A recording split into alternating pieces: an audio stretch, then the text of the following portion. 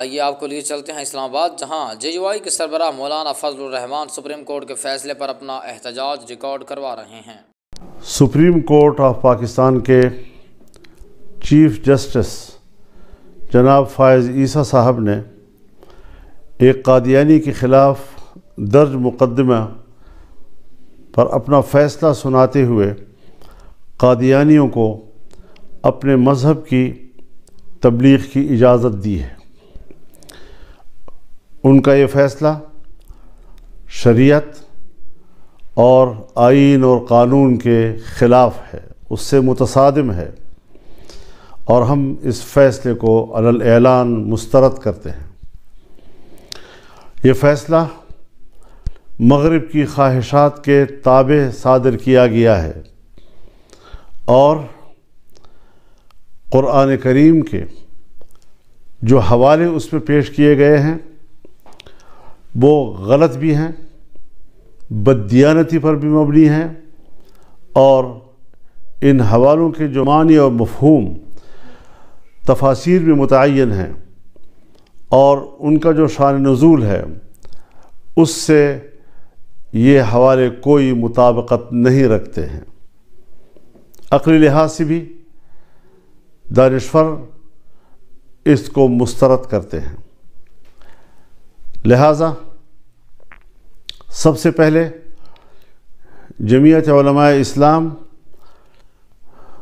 پورے ملک کے طول و عرض میں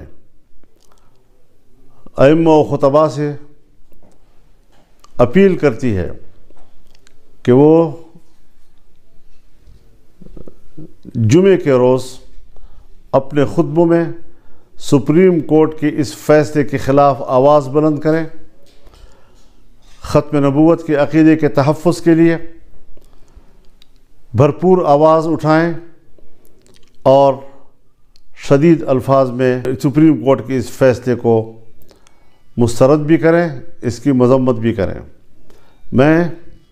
عالمی مجلس تحفظ ختم نبوت سے بھی اپیل کرتا ہوں کہ وہ فوری طور پر اپنا فرض منصبی ادا کرتے ہوئے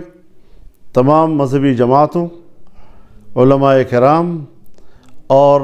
دانشوروں سے رابطہ کریں، آئینی ماہرین سے رابطہ کریں اور اگلے کسی اقدام کا وہ فیصلہ کریں تاکہ اس معاملے کو